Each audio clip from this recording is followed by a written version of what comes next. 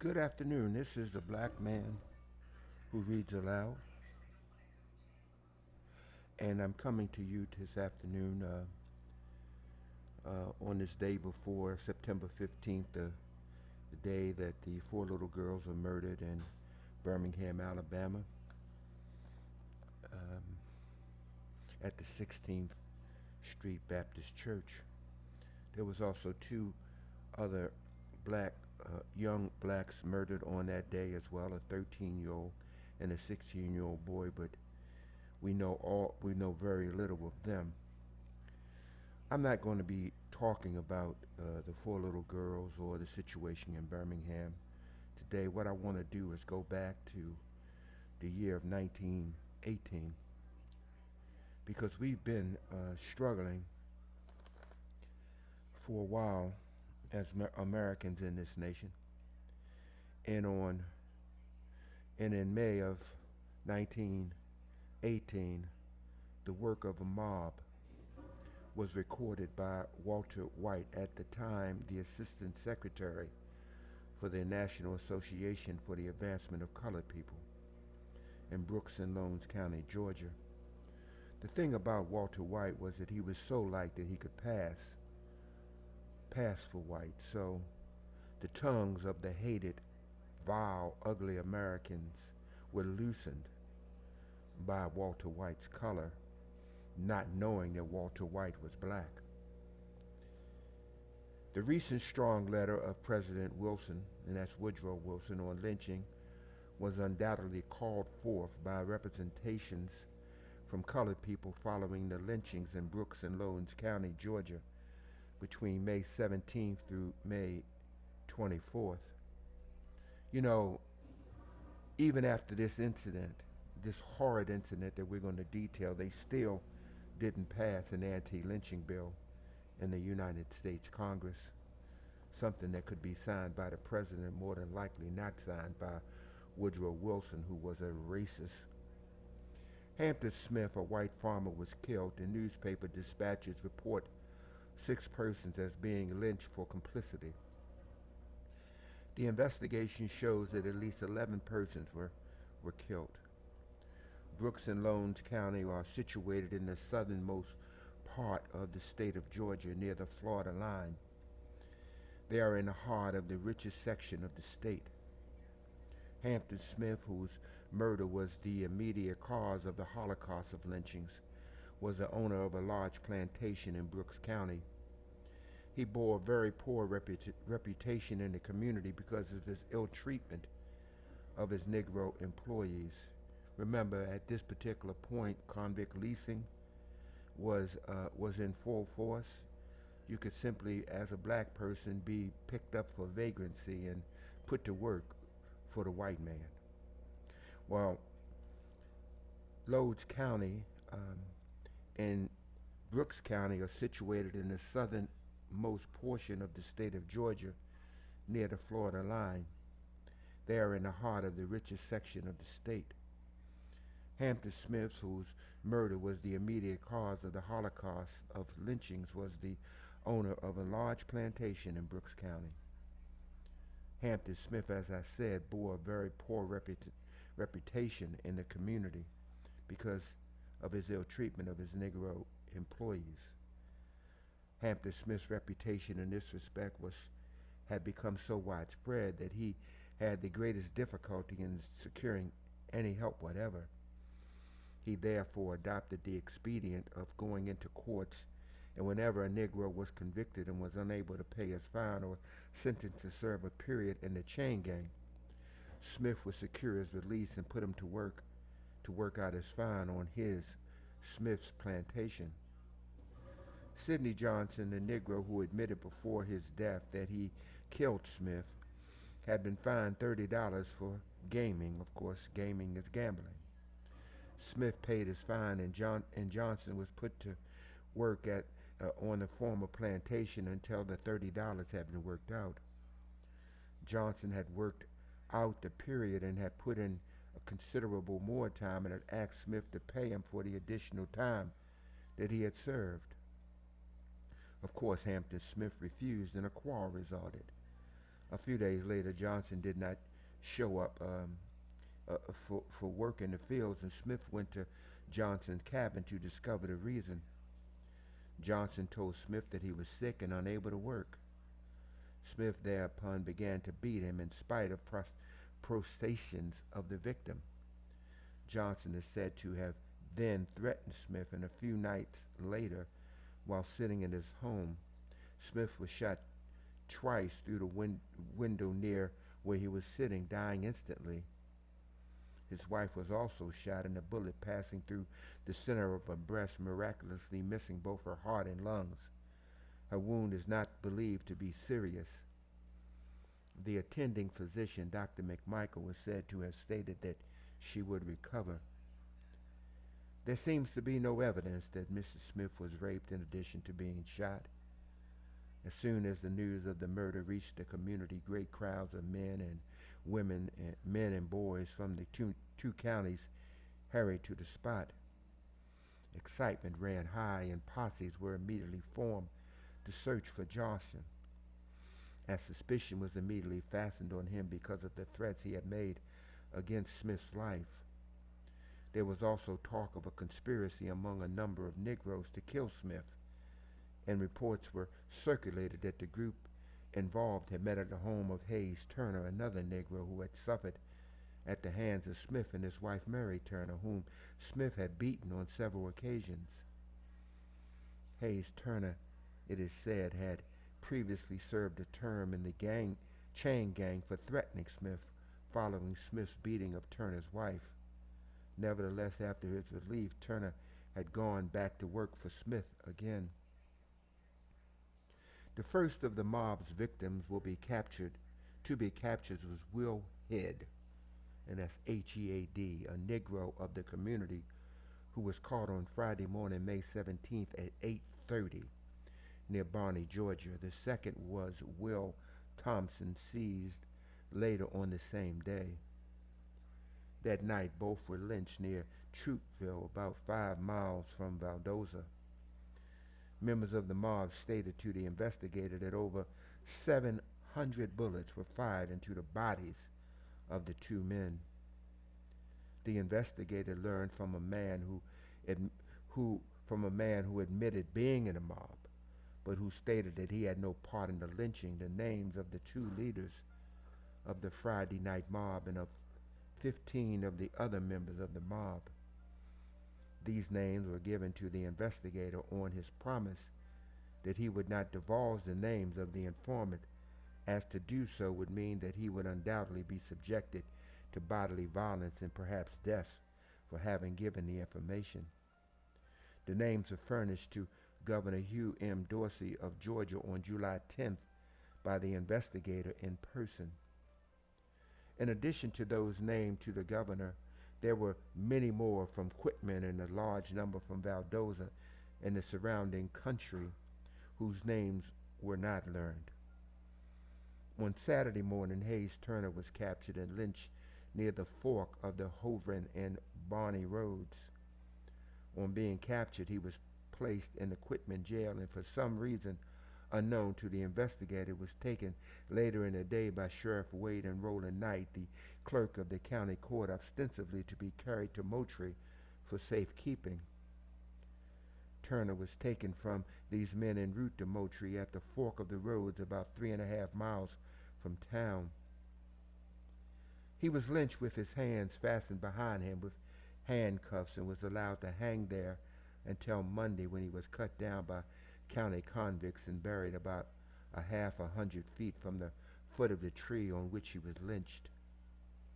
During Sunday following the lynching, hundreds of automobiles, buggies, and wagons bore sightseers to the spot, where many more would tramp there on foot. Another Negro was lynched on Saturday afternoon near Morven at the spot known as the Old Campground. This person may have been Eugene Rice, whose name appeared in the Georgia press among the identified and acknowledged victims, but who was never even remotely connected to Hampton Smith's killings. About a week after the tragedy started, the bodies of Three unidentified Negroes were taken from the little river below Bonnie. It is not known whether these bodies were those of some already accounted for or whether these were additional victims of the mob. At last, the counts of the bodies themselves, they had disappeared and could not be located. The murder of the Negro men was deplorable enough in itself, but the methods by which Miss Mary Turner was put to death was so revolting, and the details are so horrible that it is with reluctance that the account is given. It might be mentioned that each detail given is not the statement of a single person, but each phase is related only after careful investigation in collaboration. See, Mary Turner made a remark that the killing of her husband on Saturday was unjust, and that if she knew the names of the persons who were in the mob that lynched her husband, she would have sworn out against them and have them punished in the courts. This news determined the mob to teach Mary Turner a lesson. And although she attempted to flee when she heard that they were after her, Mary Turner was captured at noon on Sunday. The grief-stricken and terrified woman was taken to a lonely and secluded spot down a narrow road over which the trees touch at their tops, which with the thick undergrowth on either side of the road made a gloomy and appropriate spot for the lynching. Near Folsom's Bridge over the little river, a tree was selected for her execution, a small oak tree extending over the road. At the time that she was lynched, Mary Turner was in her 8th month of pregnancy. The delicate state of her health 1 month or less previous to her delivery may be imagined, but this fact had no effect on the tender feelings of that mob.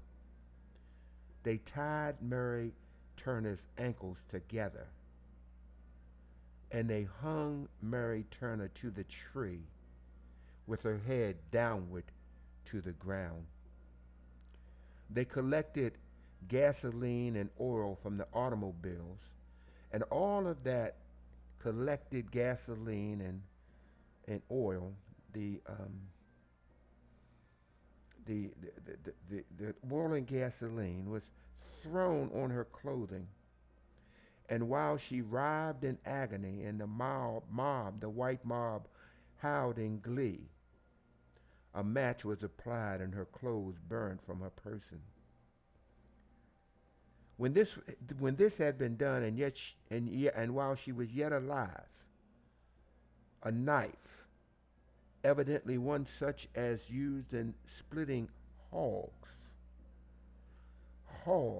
H-O-G-S, hogs, was taken, and the woman's abdomen was cut open, the unborn babe falling from her womb to the ground.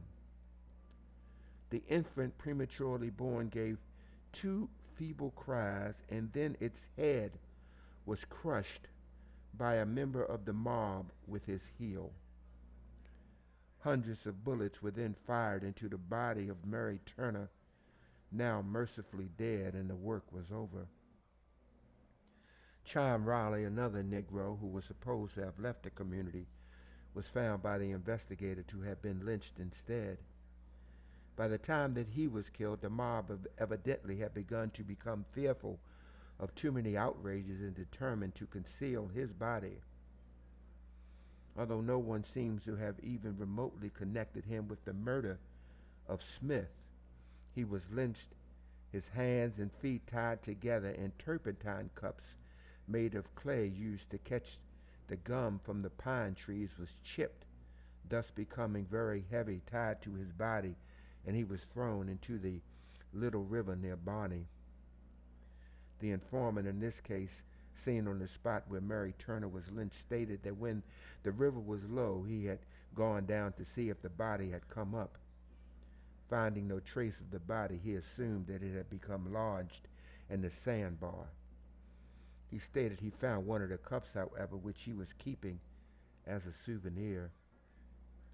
During the outbreak, another Negro by the name of Simon Schumann, who lived on Moultrie Road near Berlin, was called to the door of his home one night between 8 and 9 o'clock. He was seized and has not been seen since up to that time. 7 weeks later, that the investigator was in the section. The interior of his house was demolished, his family being driven out, and the furniture was hacked to pieces. His family at the time of the investigator's visit was living on the rice plantation near Berlin. The offense alleged against Schumann is unknown. Contrary to press reports, Sidney Johnson was not hiding in the swamps near Valdoza, but was in Valdoza from the time of the murder of Smith to the time that he was killed. During this time, he is said to have made the statement to several persons that he alone was implicated in the killing of Smith and that he alone killed him.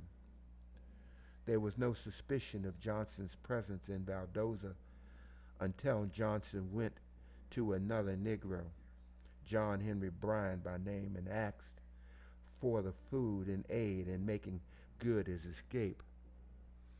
Apparently, it was Johnson's intention to wait until the vigilance of the mob was relaxed and the roads no longer watched, and then flee from the country. Bryan gave Johnson the food and then hastened to town to tell where Johnson was. The house was immediately surrounded by a posse headed by Chief of Police Dampier. This was done with caution, as Johnson was known to be armed and had sworn that he would never be taken alive. Johnson had only a shotgun and a revolver, while the posse was armed with high-powered rifles. The firing began, and the chief was wounded in the hand and one man in the neck. After the firing had gone on for a few minutes, Johnson's firing ceased. A few more bullets were fired into the house for good measure, as it was thought that the succession of fire might be a ruse on Johnson's part. When it did not resume, still acting cautiously, the house was rushed and Johnson's body was found dead. Cheated out of its prey, the crowd took the body unsexted, meaning they cut off his penis and his testicles with a sharp knife, threw the amputated parts into the street in front of the house, and then tied an end of the rope around Johnson's neck. The other end was tied to the back of an automobile, and the body was dragged in open daylight down Patterson Street, one of Valdoza's business thoroughways, and out to a place near Barney, near the scene of the crime. There, the dead body was fastened to a tree and burnt to a crisp. Very careful attention was given by the investigator to the accounts given at the outbreak of the affair, that it caused the circulation of pro-German propaganda in the section prior to the outbreak in hopes of stirring up racial disturbances. Absolutely no evidence was found. Since the lynchings, more than 500 Negroes have left the immediate vicinity of Valdoza alone, and many more have expressed the determination that they too were going to leave as soon as they could dispose of their lands and gather their crops. This wholesale migration occurred in spite of threats made that any Negro who attempted to leave the section would thus show that he was implicated in the murder of Smith and will be dealt with accordingly. Hundreds of acres of untilled land flourishing with weeds and dozens of deserted farmhouses give their own mute testimony of the Negro's attitude towards a community in which lynching mobs are allowed to visit vengeance upon members of their race. All the facts outlined above, including the names of the mob leaders and participants, were given in a memorandum presented by the investigator on July 10th to Governor Hugh M. Dorsey. Governor Dorsey received the information gladly and has promised to take action on the evidence submitted. In a message addressed to the Georgia legislature on July 3rd, 1918, Governor Dorsey denounced mob violence in strong terms, stating mob violence should be suppressed and by state authorities. If this is not done, it is very probable that federal intervention will not long be delayed. And that is the end of the reading of this horrid story of lynching, burning alive a 8-month-old pregnant woman whose only crime was to stand up and say the lynching of her husband was wrong. My God, why aren't reparations paid?